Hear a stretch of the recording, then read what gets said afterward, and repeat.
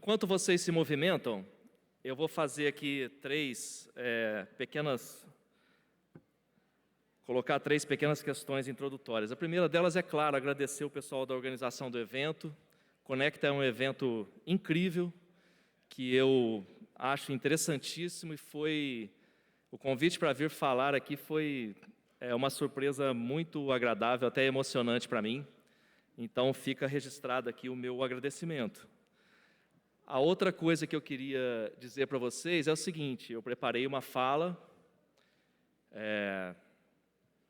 não chega a ser longa, mas não é curta, e eu tenho uma intenção com ela. Eu acho que existem muitas ideias flutuando por aí, existem muitas pontas soltas, e a minha tentativa com vocês, assim como num jogo, estabelecer uma meta. Eu, como jogador aqui dessa tarde,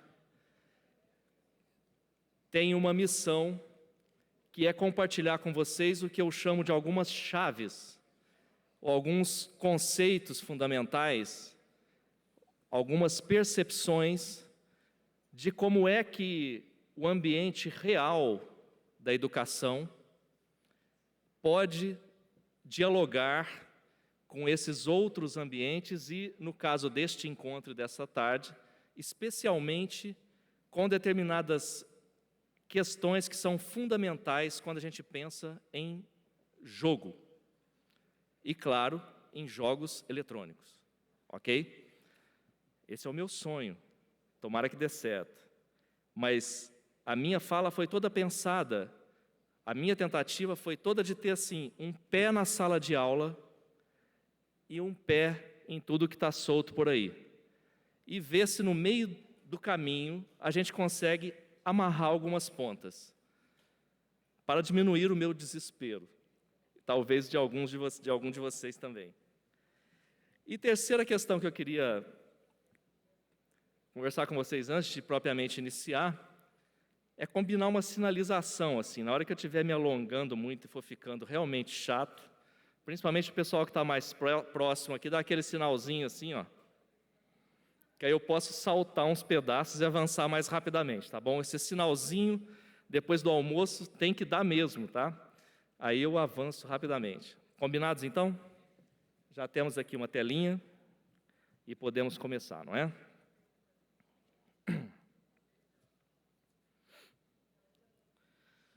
Bom, meus caros, eu aprecio e admiro os professores. Eu tenho amigos que são professores. Eu sou professor. Eu vivo rodeado de gente e de relatos sobre a educação e a escola. Como a história que eu vi recentemente de um professor meu conhecido aqui do Rio de Janeiro, reclamando da atitude de seus alunos em sala de aula. O meu amigo falava especificamente de alguns adolescentes, jovens, que após ficarem assim, olhando para o alto, conversando com os colegas ou simplesmente dormindo por mais de 20 minutos, enquanto ele próprio enchia o quadro de matéria nova, ao serem questionados sobre não estarem copiando nada, sacaram seus celulares, fotografaram o quadro, voltaram à distração habitual, fazendo com que o professor se sentisse um completo idiota. Eu não sei se algum de vocês aqui, acho que a nossa plateia é formada principalmente de professores, já viveu essa situação em particular. Eu ainda não, mas... Ou também não sei o quanto ela está presente nas salas de aula brasileiras, em termos percentuais exatos. O que eu sei é que essa situação que eu descrevi, ela denuncia uma das grandes questões que nós devemos ter em mente ao pensar sobre a educação no século XXI, que todos vocês já sabem até, é essa desconexão entre escola e vida. A sala de aula, o que aconteceu com ela? na maior parte das salas de aula. Sempre existem exceções, nós estamos falando aqui do geral. A sala de aula ela ficou reduzida e limitada, empobrecida, quase sem sentido, ao passo que deveríamos e poderíamos contar com uma sala de aula do tamanho do mundo, para usar uma expressão já utilizada por muitos e aqui no Rio de Janeiro muito usada nessa cidade. Esse empobrecimento da sala de aula, ele nesse momento tem a ver com tecnologia. Com todas as tecnologias em uso e não apenas as novas tecnologias. Vou parar um pouquinho para abrir um parênteses que eu acho muito importante. Eu não acredito que, quando nos referimos à questão da tecnologia na sala de aula, estejamos apenas nos referindo a equipamentos novos. Esta é uma primeira questão. Nós temos sempre que pensar que, quando nos referimos à tecnologia, estamos nos referindo a equipamentos e processos. Ok? Segunda coisa, eu não gosto da expressão novas tecnologias. Eu acho que eu confio mais na ideia de tecnologias em uso. Por quê? Porque lápis e papel são tão importantes e estão tão em uso quanto tablet e smartphone. E eu conheço muitas pessoas, profissionais, crianças inclusive, ou jovens ou adultos, que sabem muito bem identificar, classificar e escolher qual tecnologia das que estão disponíveis e em uso vai utilizar para uma determinada tarefa para alcançar um certo objetivo. Muitas vezes, acho que na maior parte das vezes, lápis e papel, por exemplo, continua sendo o primeiro traçado fundamental de um concept, de uma animação modelada em 3D no computador.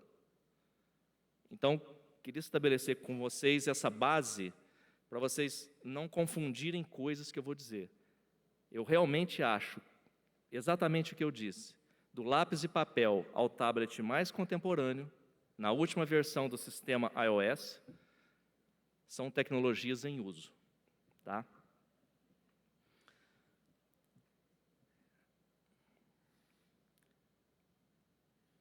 Mas, feito o parênteses, para entender melhor o contexto atual, vamos nos ater ao uso convergente de tecnologias que reúnem recursos de informática e comunicação e que são conhecidas por aquela sigla, né, TIC ou TIC, ou as tais das TICs, né, que são as tecnologias de informação e comunicação. As TICs, como vocês sabem, compreendem um conjunto de tecnologias digitais que estão cada vez mais presentes em nossas vidas, transformando a imersão operacional e a imersão narrativa em duas das marcas mais profundas desse novo tempo, que é o século XXI. E aqui eu vou mudar uma das minhas 5 telas de slide, e já queria dizer para vocês que o meu texto vai estar também disponível para vocês downloadarem depois, para aparecer ali uma coisa. Vamos ver se funciona a tecnologia. Funcionou. Eu falei que TICs, tecnologias contemporâneas, principalmente as digitais, têm a ver com imersão operacional e imersão narrativa.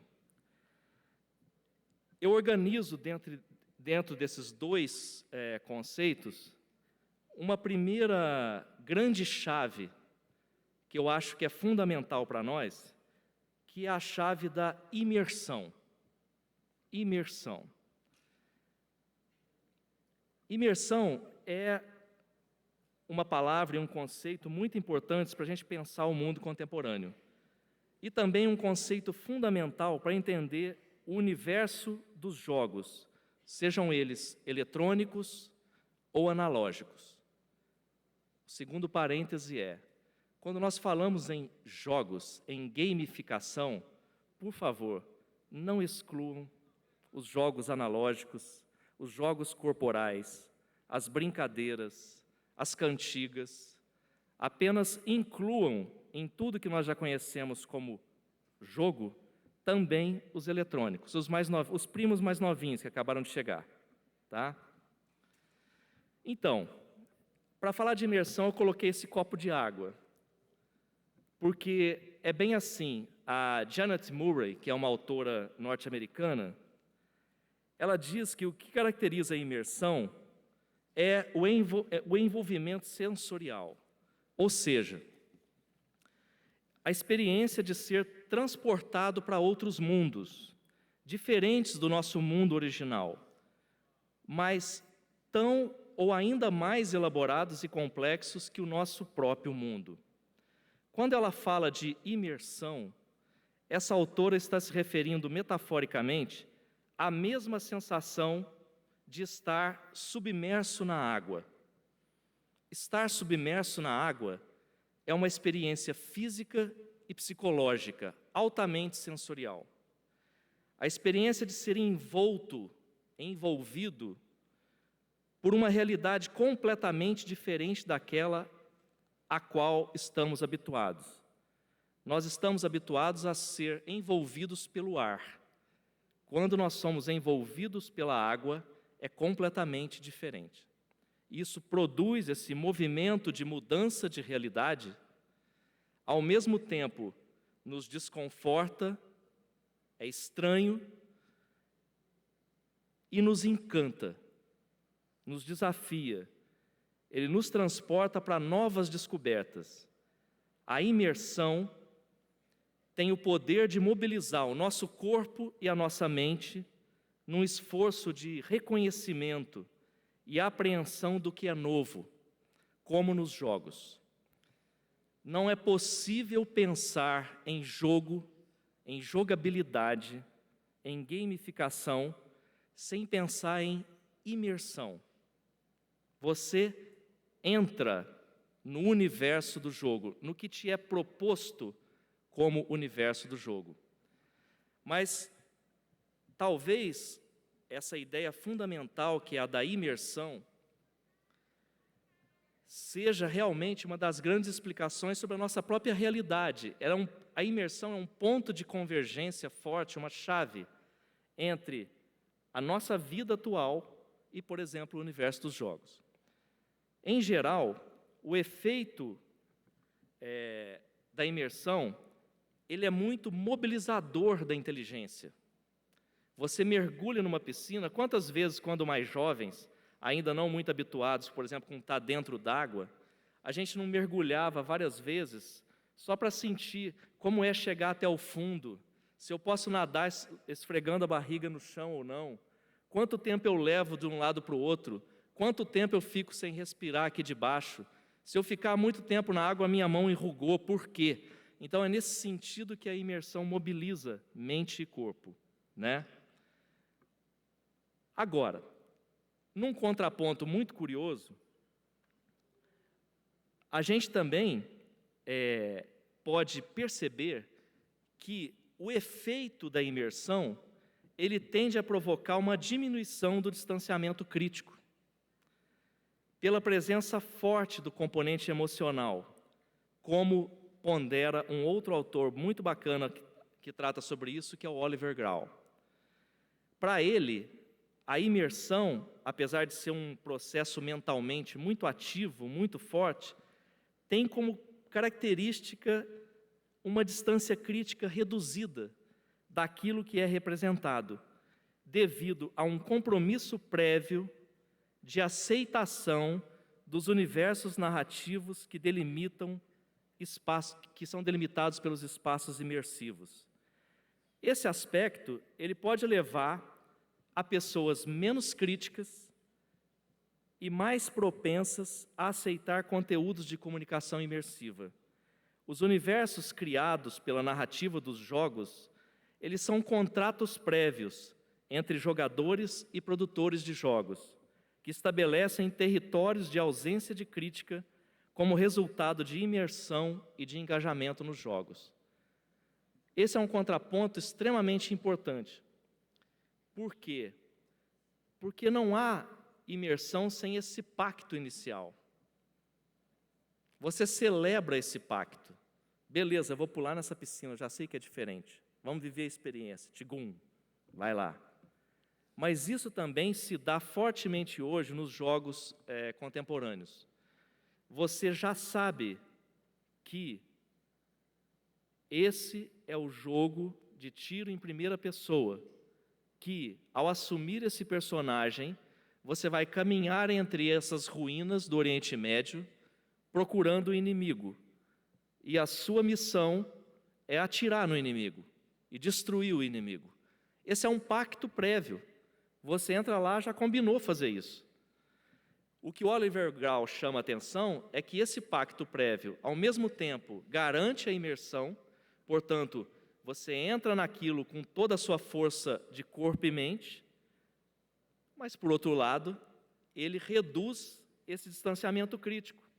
Você já aceita de antemão coisas que, eventualmente, você poderia duvidar ou criticar ou querer discutir, não é? Eu vou fazer um comentário quase maldoso, mas eu penso que a escola, como ela é tradicionalmente, também se fundamenta num pacto que produz distanciamento crítico.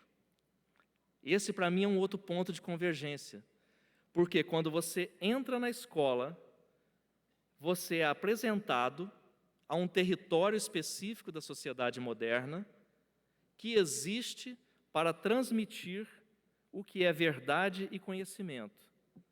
O que você recebe ali, que está baseado numa autoridade hierarquizada e organizada nos últimos 200 anos, não é para ser questionado, porque está protegido por um pacto prévio, que não admite distanciamento crítico.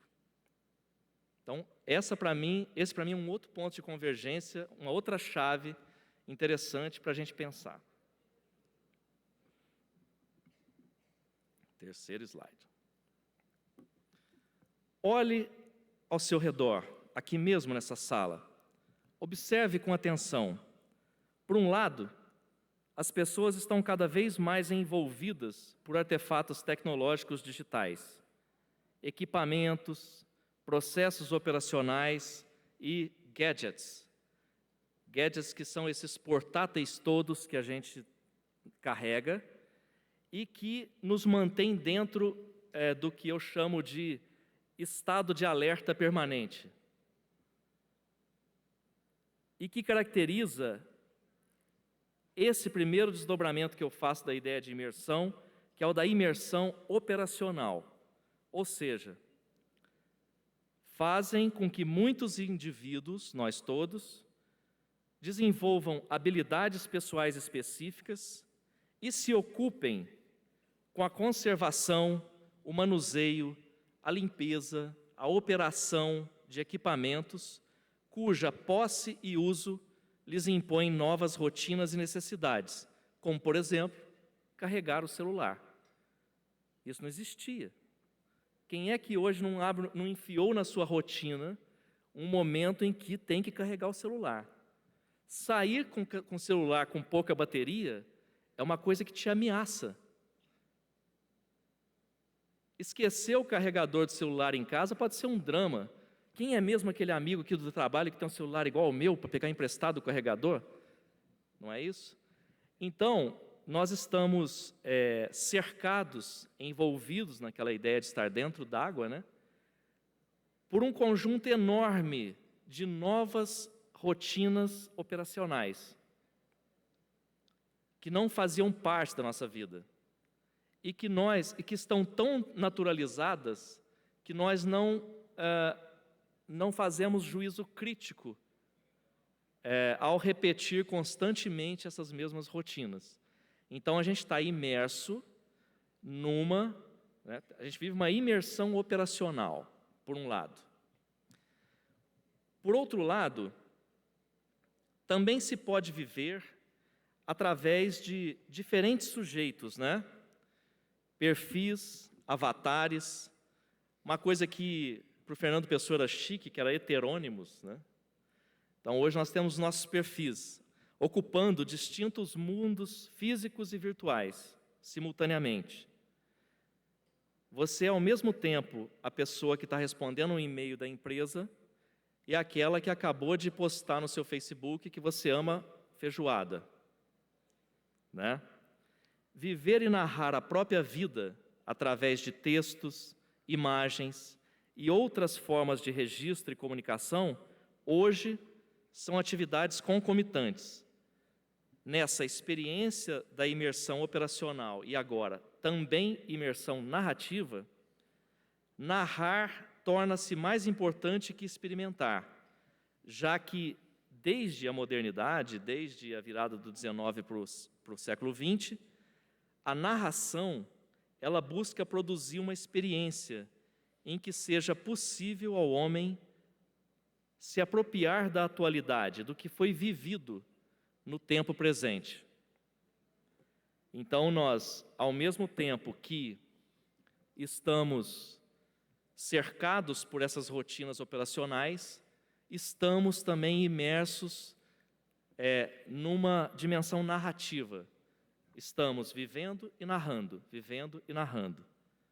Esse, então, o conceito de experiência é uma outra chave importante para nós, fundamental. Eu compartilho da compreensão de experiência que foi desenvolvida por e a partir do Walter Benjamin. Imagino que todos vocês conheçam esse autor. Para ele, o conceito de experiência, ele se articula com o conceito de memória, conforme ele desenvolveu nos trabalhos em que se dedicou à construção de uma teoria da narração. Uma síntese interessante do que ele propôs, e que foi feita por um professor aqui de Campinas, que é o Walter Quevedo, ele diz o seguinte: cada momento se plasma diferentemente no decorrer das transformações estruturais da humanidade, seja nas esferas públicas, numa dimensão da sociedade, né? Ou numa esfera privada, na dimensão do indivíduo, da pessoa, na percepção do tempo ou ainda nos meios de produção material. A narração não visa recuperar uma experiência que está perdida, mas produzir uma experiência em que seja possível ao homem a apropriação da atualidade.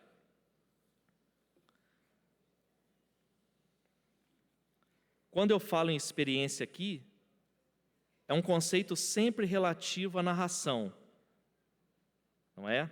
E aos processos permanentes de criação e recriação da memória e da produção de identidades.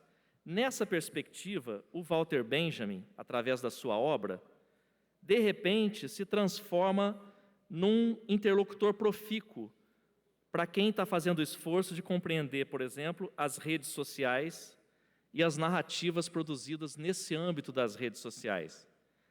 Para simplificar o que eu quero dizer, a experiência é uma dinâmica contínua. Vivemos e relatamos o vivido ininterruptamente. Para o quê?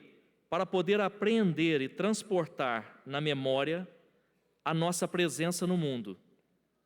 O tempo passa, os contextos mudam, a experiência também se transforma. Ao contrário do que diz a letra da canção, não vivemos como os nossos pais. Podemos até achar que sim, mas não vivemos como eles, é impossível. Um exemplo bom de permanente produção de narrativa sobre a experiência é o Facebook, que eu mostrei na última tela aqui. No Facebook, as pessoas estão o tempo todo vivendo e narrando. Pode ser até que a gente fala, tudo futilidade. Não interessa. Em cada perfil há uma construção de uma narrativa do vivido. Mesmo que seja, fui em tal lugar, fiz compras hoje, não interessa. Agora, o que a gente precisa perceber é que um outro exemplo importante disso são são, por exemplo, desculpem o eco, os registros das partidas e das performances dos jogadores em ambientes de jogos online, onde permanentemente são registrados os rankings, as pontuações, os nicknames, os prêmios, numa dimensão global, narrando permanentemente experiências vividas no universo virtual. E não como no Facebook, onde se está narrando permanentemente no virtual experiências vividas no real. Viver e narrar o jogo é permanentemente experiência e narração.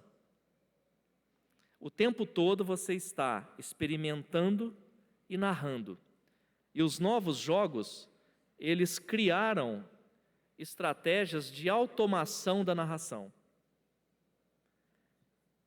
Como vocês sabem, uma das questões mais difíceis para nós, durante o processo da aprendizagem, é conseguir produzir boas experiências, bons registros e boas narrativas do que foi vivido e do conhecimento que se construiu. Eu acho que um pouco de teoria, como Walter Benjamin, um pouco de observação mais atenta desse universo dos jogos, das redes sociais, podem nos trazer algumas chaves para a produção de dinâmicas de aprendizagem que sejam mais bem-sucedidas no que diz respeito a esses itens que eu mencionei. Ao refletirem sobre esse cotidiano novo e repleto de interconexões, as duas educadoras, Maria Elizabeth Bianconcini de Almeida e Maria da Graça Moreira da Silva, elas constatam isso que a gente já sabe. Nós vivemos sob conexão e em conexão com os outros, vivemos a partir do mundo digital e este sempre acompanhado de mídias e dispositivos em formatos diversos, que nos acrescentam novas funções de comunicação. Servimos-nos em nosso cotidiano dos recursos possíveis à comunicação e à informação, e é principalmente de tecnologia da internet que nos valemos para realizar transações, ouvir música, assistir a vídeos, acessar notícias, comunicar, conversar, compartilhar, informar e produzir informações. Esses feijõezinhos, para mim, significam comunicação de todos para todos. Está todo mundo junto fazendo coisa um para o outro e compartilhando. Para mim, esse montinho de feijão é uma excelente imagem para falar de compartilhamento, que é a outra chave, extremamente importante. Sim, porque hoje um grande número de pessoas pode acessar a web através da internet e buscar ou compartilhar informações e experiências. E aqui, chegamos a esse terceiro conceito fundamental, que é o de compartilhamento. O usuário pode postar comentários, enviar imagens, compartilhar arquivos e interagir. Uma das principais mudanças desse mundo, que é o mundo da Web 2.0, foi que o usuário diminuiu a taxa de download e aumentou a taxa de upload de conteúdos. Ou seja, o usuário passa a contribuir com a produção e distribuição de conteúdos, numa ideia de comunicação de todos para todos. A Web 2.0 também é chamada de web social, participativa, colaborativa, e um grande número de pessoas pode entrar por esses novos mundos virtuais, transportando-se para diferentes eus e vivendo novas situações e lugares, emulados para que aprendam ou pratiquem habilidades e competências pessoais. É isso que ocorre nos jogos. Isso é extremamente educativo. Pode-se aprender à distância ou no horário que melhor aprouver, quase de qualquer lugar que se queira sobre o globo terrestre.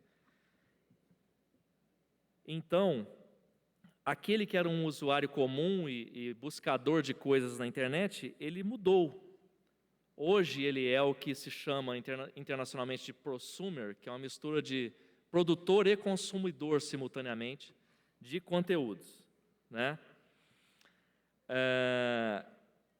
Uma das coisas que mais tenho ouvido falar recentemente, quando se fala de escola, é a tal da sala de aula invertida. Creio que vocês já ouviram essa expressão, ou já discutiram sobre isso, ou até estão experimentando essa ideia da sala de aula invertida, né?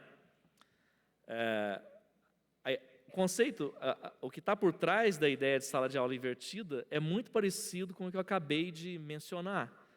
E é uma coisa que aparentemente é meio óbvia, mas que a gente não tem conseguido efetivar como prática de aprendizagem, que é efetivamente abrir caminho para que as pessoas, dentro da sala de aula, possam aportar seus conhecimentos, que elas já trazem em si, todo mundo fala disso teoricamente, mas pouca gente pratica, e mais do que isso, possam aportar para esse ambiente conteúdos e informações que ela reuniu num espaço diferente da sala de aula, para que ali possa ser trabalhado conjuntamente, sob mediação do professor ou do educador, no esforço de construção de um corpus em comum de conhecimento. Eu, por exemplo, do meu ponto de vista pessoal, não acredito, eu apenas acredito no conhecimento como uma construção coletiva. Para mim, esse é o conhecimento mais interessante, que deve ser buscado. Se a gente gasta todo o tempo de sala de aula para passar informações, como acontece na maior parte das salas de aula no Brasil ainda, nós estamos nos sobrepondo de maneira bastante ineficiente a outros canais de distribuição de informação que também estão disponíveis, que estão cada vez mais fáceis de serem acessados, mas que estão sendo acessados sem aquele distanciamento crítico que o Oliver Grau aponta lá atrás. Muitas vezes apenas por um simples exercício que resulta de imersão operacional e narrativa. É uma coisa mecânica, naturalizada. Sou dos que defendem que o espaço da sala de aula, talvez meio parecido com essa sala de aula invertida, seja primordialmente utilizado para potencializar a metodologia de produção de conhecimento, de investigação, de construção do espírito crítico, da dúvida, da argumentação, da mediação para a informação que já está disponível, né? Os jogos, o que eles nos ensinam sobre isso, é que no exercício coletivo da construção do resultado, há, em muitos casos, uma mediação já estabelecida, e em casos em que o próprio grupo estabelece uma mediação coletiva na direção de um resultado. O trabalho em equipe dos jogos visando metas é uma coisa interessante de ser observada por nós como estratégia de aprendizagem, né?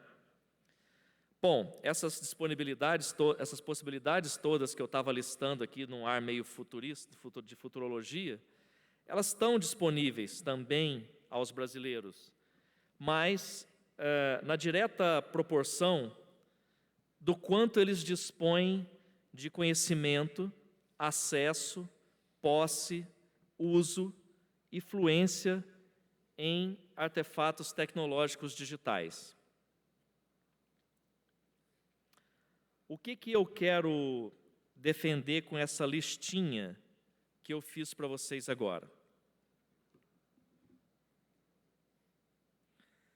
Eu quero defender o seguinte: em todos os contextos nos quais a gente atua, já existe uma base tecnológica instalada e da qual as pessoas se apropriaram. Esse V0, esse ponto inicial de um índice de densidade tecnológica. Eu acredito que seja possível você verificar qual o índice de densidade tecnológica do grupo que você vai trabalhar, ou do bairro em que está a sua escola, ou de toda a sua escola. E partir desse índice para pensar numa apropriação tecnológica. Eu não acredito em projetos de apropriação tecnológica que cheguem meio prontos e que impliquem num monte de equipamentos novos que ninguém ainda conhece direito e para os quais vai ser necessário um grande esforço de capacitação até que todo mundo entenda qual é o botão que liga, qual o software que roda. Eu acredito que a apropriação de tecnologias e processos contemporâneos em qualquer ambiente, inclusive no ambiente da aprendizagem, deve partir do que já existe, como uso, como hábito no grupo que fará esse movimento. Por exemplo, fizemos uma rápida pesquisa com uma escolinha lá em Belo Horizonte e descobrimos que o que predominava entre os alunos daquela escola era DS. DS, todo mundo sabe o que é, imagino que o filho de muita gente aqui tenha DS, aquele consolezinho que você abre, tem duas telinhas, tem vários joguinhos e ali uns controles que os meninos ficam jogando, e eles são feitos naquelas cores lindas, perulizadas, maravilhosas, azul, celeste. O DS tem aquela canetinha que fica encaixadinha dentro. Então, DS era um artefato digital impregnado naquela escola. A maior parte das crianças tinha DS, usava DS, dominava o DS. E o DS, meus caros, é uma máquina maravilhosa. O DS tem duas telas, touch. O DS navega na internet. O DS tira fotos, ele filma. O DS envia mensagens, tem várias soluções de talks para você falar com outras pessoas. O DS dá play no Netflix. O DS roda vídeos do YouTube. O DS é uma máquina incrível. Então, por que é que naquela escola o DS não podia ser o principal recurso de comunicação entre, por exemplo, professor e seus alunos? Que tal criar um teste eletrônico no portal do Google Drive e compartilhar via DS para as crianças responderem em casa? Que tal distribuir mensagens que ajudam a construir uma agenda coletiva, criando horários de estudo em comum, mesmo quando as pessoas estão fora da escola? Que tal enviar arquivos de texto, recomendar links de vídeos para serem assistidos no DS? Ou todo mundo usar o DS na sala de aula ao mesmo tempo para executar uma certa tarefa, para usar um audiovisual para argumentar um debate? É a isso que eu me refiro quando eu falo de verificar o índice de densidade tecnológica. Eu não conheço ainda nada melhor do que grupo fechado do Facebook associado a TwitchCam para estudar para a prova. Tenho visto alguns grupos de adolescentes usarem isso que eu falei como uma forma de estudar para a prova, e isso passa longe da percepção do professor, do gestor escolar, não tem ideia de que isso está acontecendo no backstage, porque desconhece o histórico de uso das tecnologias e dos artefatos que os seus alunos têm. Qual é o histórico deles? Que equipamentos eles conhecem? Aí é a minha listinha. Que equipamentos são conhecidos? Esse é o primeiro passo. Mesmo que você não tenha, que você não use, que você não possa comprar, ou ter, ou usar, o que você conhece? Eu sei que existe uma coisa que se chama tablet. É fino, parece uma folha, e quando a gente toca na tela ele funciona. Não usa teclado. Isso é conheço. Primeiro passo.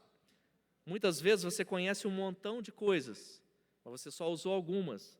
não importa. O repertório do conhecimento de tecnologias e processos é algo muito importante de ser verificado. Primeiro degrau. Segundo degrau é acesso. Beleza, conhece. Tem acesso? Alguma vez você já usou, você já tocou? Tem um lugar que você vai que você paga para usar? Tem um amigo que tem, de vez em quando te empresta? Acesso. Terceiro degrau é posse. Além de conhecer e ter acesso de alguma maneira, você está de posse. Veja que eu não estou me referindo a ser proprietário, eu estou falando está de posse, né? Porque não é necessário ser proprietário para estar de posse. Muitas vezes um professor recebe um equipamento para ele usar com os alunos durante aquele período. Mas se ele está de posse durante várias horas com aquilo, ou durante todo o dia, é claro que o uso e a fluência aumentam, porque ele vai abrir outras portinhas, além daquelas que ele tem que abrir durante a aula. O uso, claro, você usa o quanto você usa. Quer ver uma coisa que pouquíssima gente usa bem e que todo mundo tem? Excel. Todo mundo tem Excel, geralmente no computador. Agora, se você for procurar saber quem domina, usa bem o Excel. Na verdade, por exemplo, o Excel, essa coisa careta de fazer planilha, é um software incrível para fazer coisas no processo de construção do conhecimento. Você pode fazer um cursinho de graça online para aprender a mexer no Excel, no Sebrae, no Senai, esses portais todos você encontra lá um cursinho à distância. Mas muitas vezes a gente tem conhecimento, acesso, posse e o nosso uso é muito superficial. Saber qual é o nível do uso que se faz do que já está disponível é uma medida importante. E por fim a fluência, né? É claro que quem cumpriu muito bem todos esses passos tem uma fluência dentro desse universo que potencializa em muito as possibilidades da sala de aula. Seja sobre jogos, seja sobre tecnologias digitais, o que eu tenho observado é o seguinte: há um senso comum que diz assim: os mais jovens, adolescentes, já nasceram nesse mundo, eles sabem mexer em tudo, eles pegam um negocinho assim, já saem fazendo, pronto, já está tudo funcionando, eles conseguem fazer tudo. Mas quando você vai, usar uma expressão antiga aqui, quando você vai lá e aperta o cara, você vê que o conhecimento dele é bastante superficial. Ele usa, mas ele usa de forma intuitiva. E, em muitos casos, vai até uma camada bem rasa de uso. Então, esse temor, esse medo que nós temos, que todos nós temos, eu sou professor agora na faculdade, num curso de design em mídias digitais. Eu tenho vários alunos que sabem muito mais coisa que eu sobre várias das questões que a gente discute lá. Então, existe esse temor do ridículo ou de não saber direito o ponto que nós vamos discutir, né? Mas, na verdade, eu tenho percebido que à medida que nós, que não somos nativos digitais, nos alfabetizamos com alguma seriedade, com alguma profundidade em vários desses processos e tecnologias, nós abrimos várias portas na relação professor-aluno, porque nós também conseguimos rapidamente descer camadas que aquele cara ainda não acessou na operação desses portáteis, dessas coisas todas. Então, você consegue surpreender entrando no assunto dele. Como é que eu tenho feito, por exemplo, verificação de densidade tecnológica?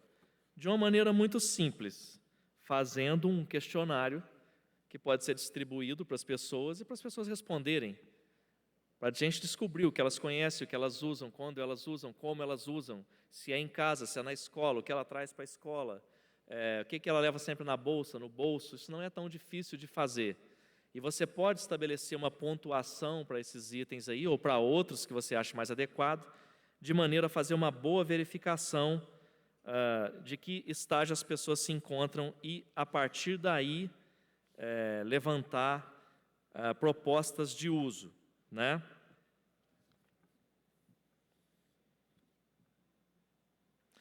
Bom,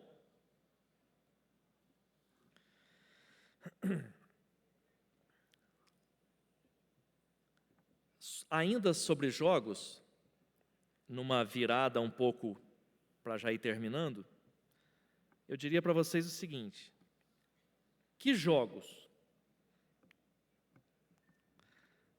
Eu acho que todos os jogos têm um potencial educacional, não só os tais jogos educativos. E também, fazendo uma crítica, talvez até a mim mesmo, uma autocrítica, mas fazendo uma crítica, acho que tem algumas iniciativas que prejudicam muito o processo de apropriação, por exemplo, de jogos e de equipamentos eletrônicos no ambiente da educação. Ninguém tem que inventar a roda para fazer um trabalho com os alunos. Se existe uma rede social incrível que funciona super bem, é possível utilizá-la. Não queira você criar uma nova rede social para então fazer um trabalho. Muitas vezes, veja bem, tem uma grande iniciativa de jogos educacionais, de objetos de aprendizagem, que as coisas ficam depositadas num repositório de objetos de aprendizagem. Quem é que quer ir num repositório de objetos de aprendizagem? Essa é a coisa mais anticlimática, mais potencialmente chata que alguém podia imaginar. Olá, bom dia. Hoje nós vamos no repositório de objetos de aprendizagem jogar um joguinho. Não vamos, né? Estou fora desse repositório, né?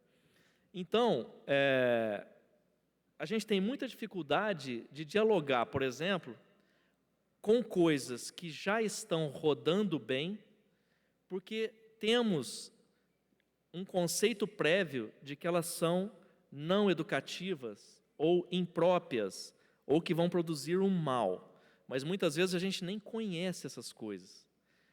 Então a gente precisa tomar um certo cuidado com essas afirmações e ir conhecer. A segunda coisa que eu acho que é um risco enorme é o seguinte: não se esqueçam que eu falo do geral, sempre há exceções. Quando eu olho, por exemplo, nos últimos 40, 50 anos, eu acho que a gente pode falar pelo menos de duas grandes ondas de entradas de equipamentos na escola e na educação. Estou me referindo, poderíamos ter mais, a minha tese de doutorado mesmo volta lá em 1910, mas eu vou simplificar. Acho que tem uma onda bem reconhecível por todos vocês, que é a chegada do televisor e do audiovisual, há um tempo atrás. Então, toda escola vai ter televisor, o equipamento, e conteúdo audiovisual.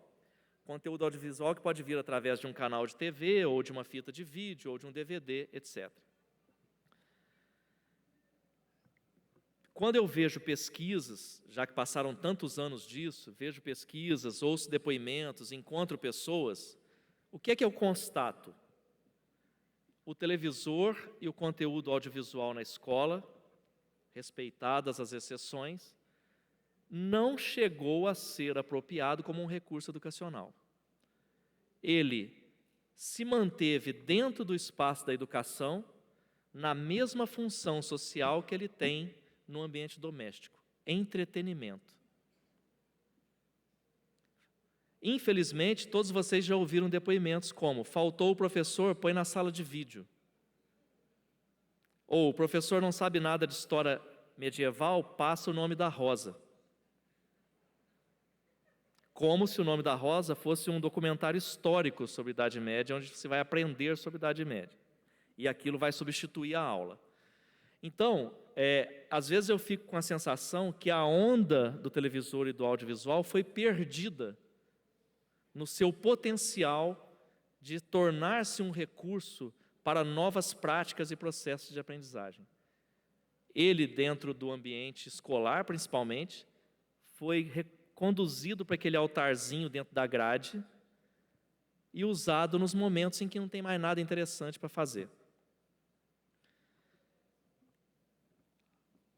A outra grande onda que vem depois dessa é a onda digital. É a onda dos computadores, dos gadgets, que já começou há um tempo, mas que nós ainda estamos vivendo essa onda. E o que me assusta é que nós corremos o mesmo risco do que aconteceu com o televisor e o audiovisual. Ou a gente efetivamente revê práticas e transforma o uso disso em algo mais interessante e realmente integrado com o processo de aprendizagem, ou daqui a alguns anos a gente vai constatar que mesmo dentro da escola, o aluno tinha um smartphone de última geração no bolso e só usou para receber um SMS da namorada, ou para tentar colar na prova. Esse risco, quando eu olho para a escola e ouço relatos e vejo coisas, ele é um risco iminente, porque o computador não chegou ontem na escola, ele chegou nos anos 90, em alguns casos até antes. Claro, sabemos que tem experimentos desde os anos 60, inclusive no Brasil, mas a onda digital mesmo é mais recente. E a sensação que dá às vezes é que ela vai passar e a gente só paquerou por SMS, com aquele maravilhoso Samsung S4, com aquela tela incrível, né? E com todo aquele potencial. Então, acho que esse é um risco muito forte e muito presente. Para dar assim um fecho, voltando mais fortemente à questão dos jogos, já que eu disse que temos que cuidar da onda digital e que jogos, todos os jogos, eu queria passar uma listinha rápida com vocês aqui de alguns outros aspectos que podem ser muito interessantes nos jogos e que têm a ver com o que a gente falou e que também são chaves para a apropriação deles. Bom, a inclusão dos jogos em processos de aprendizagem, ela é, do meu ponto de vista, extremamente benéfica. Jogar é um impulso natural dos mais jovens, que os adultos, alguns deles, vão desaprendendo, infelizmente. Sendo um impulso natural, os jogos são muito motivadores, eles são promotores de motivação, mobilizam os estudantes para as diferentes atividades e situações. Um primeiro aspecto que eu acho importante é esse aspecto da atenção. Uma das coisas mais difíceis hoje num ambiente tradicional de sala de aula é construir ambientes de atenção coletiva que se voltam para um mesmo objeto. Concordam comigo? Gente, os jogos são um incrível atalho para atenção. Construir atenção coletiva para objetos de atenção, para objetos em comum. Para mim, isso é um grande ponto que tem que ser considerado. O uso de jogos, ele pode despertar a vontade e trazer prazer aos estudantes durante a realização de uma atividade. Muitos jogos têm a capacidade de absorver o participante de maneira intensa e total, um clima de entusiasmo, até de exaltação, que é bom, numa certa medida, e tensão, seguidos por um estado posterior de alegria e distensão. Então, essa ideia de que dinâmicas de jogos, que jogabilidade produz engajamento, que a pessoa mobiliza esforços, já disse, né, do corpo e mente, na busca da execução de uma certa tarefa. Engajamento. Que bom se a gente tivesse engajamento na sala de aula. O ensino, utilizando meios lúdicos, ele cria ambientes gratificantes e atraentes, permitindo que os envolvidos empenhem um esforço voluntário para atingir os objetivos propostos: interesse e mobilização. Os jogos ajudam a estabelecer uma atmosfera de diálogo com mais espontaneidade e criatividade, estimulando a imaginação, permitindo a autoafirmação, construção de autonomia, e, portanto, jogos e dinâmicas de jogos e jogabilidade geralmente envolve sociabilidade, criatividade, autonomia. Seja autonomia de grupo, seja autonomia individual. Em geral, os jogos estabelecem espaços circunscritos que funcionam como universos fantásticos temporários. Isso traz para mim uma coisa interessante, que é espírito investigativo. Estabelecer um território a ser investigado. Um jogo nunca te entrega tudo de uma vez. Você precisa investigar aquele universo. Você tem que clicar nas coisas, você tem que entrar nos espaços.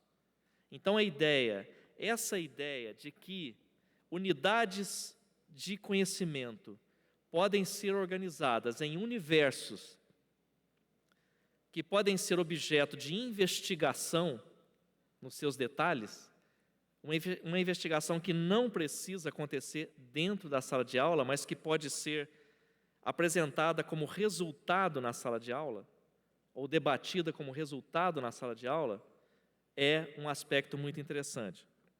Os jogos operam com limitadores temporais. O jogo tem um estado inicial, um meio e um fim.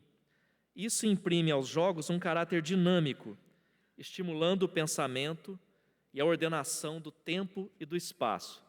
Então, eu ligo muito isso à questão da identificação de campo.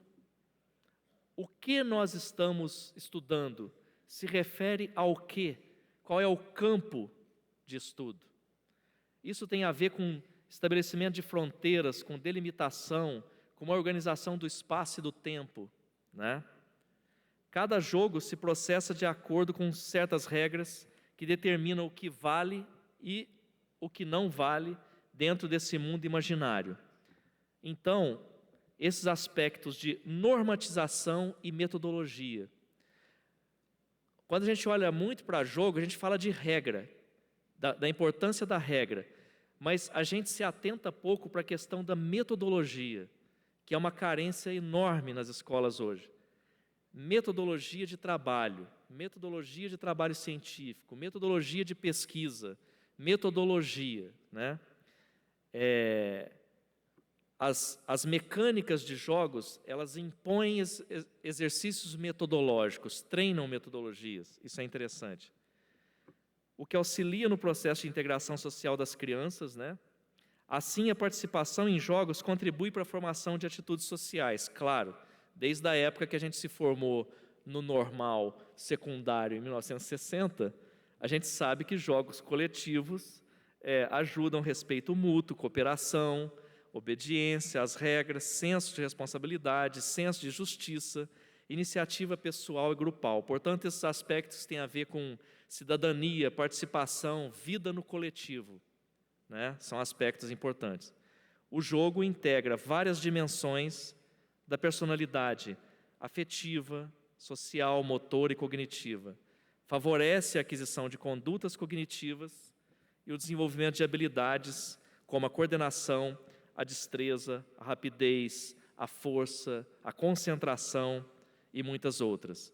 E possibilitam essa coisa maravilhosa que é a possibilidade da repetição, de fazer de novo, corrigindo o que você supõe que errou, para tentar chegar a um lugar melhor. E se não chegou ainda, fazer uma outra vez, até você conseguir chegar lá. A gente tem visto os alunos fazerem isso o tempo todo em casa, E por fim, eu acho que tem uma coisa que eu não listei, mas que é importantíssima, que é a questão das comunidades de aprendizagem.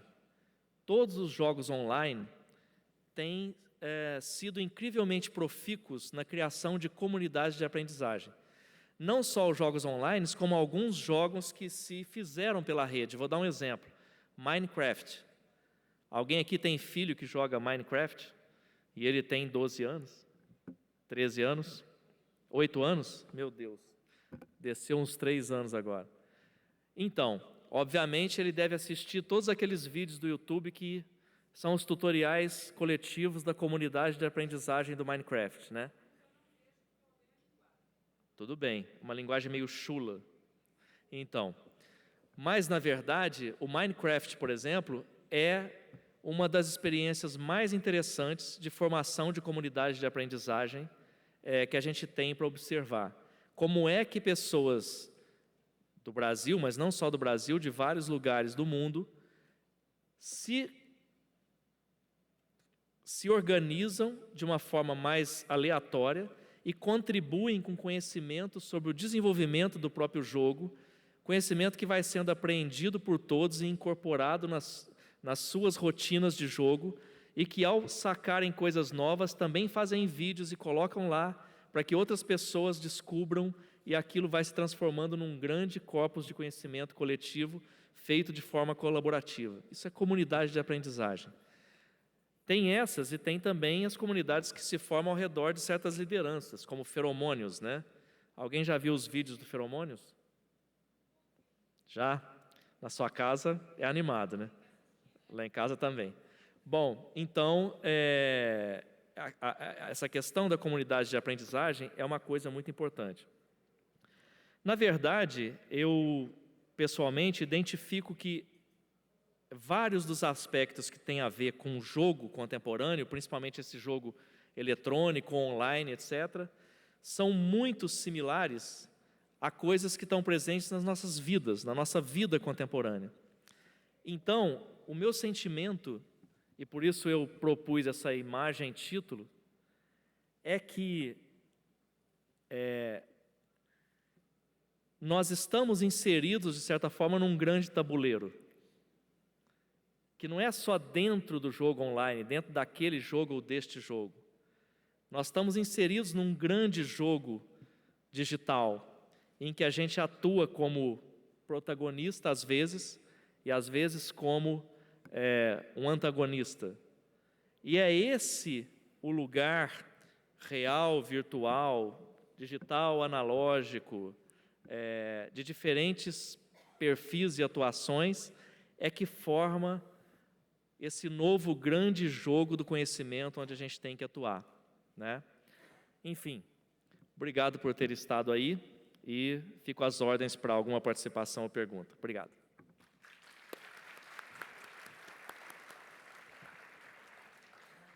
Tem um momentinho para perguntas, tem uma mão erguida aqui na frente. Agora eu começo a sofrer. Olá, meu nome é Gisele. Eu vou só ler um pouquinho aqui, porque eu fiz uma anotação. Obrigado. Quando você tratou o paralelo da quebra de contrato que existe, do contrato prévio que existe num jogo e aquele contrato prévio que existe na escola. Então, na verdade, a minha pergunta é o seguinte: você acha que está faltando essa quebra de contrato, de que o aluno vai para a escola para aprender e o professor para ensinar? Está faltando quebrar esse contrato para que a gente realmente tenha uma colaboração e uma horizontalização na sala de aula? Eu acho que sim. Vou dizer mais. Na verdade, a gente está falando aqui muito do professor, mas é claro que é extremamente injusto personificar, né, esse contrato no professor. Nem você disse com essa intenção, nem eu, né?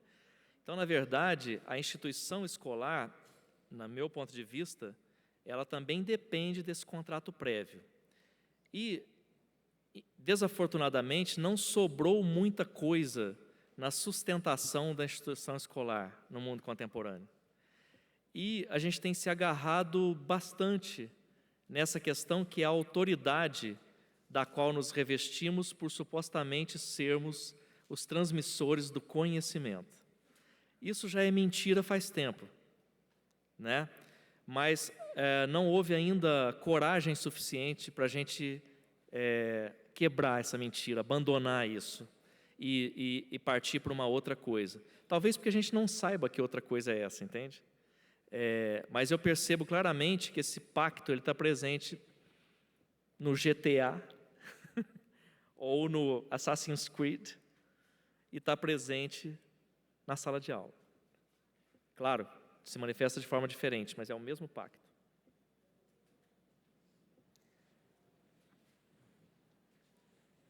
Depois que eu falei isso, não vai aparecer nenhuma outra pergunta. Tem alguma outra pergunta?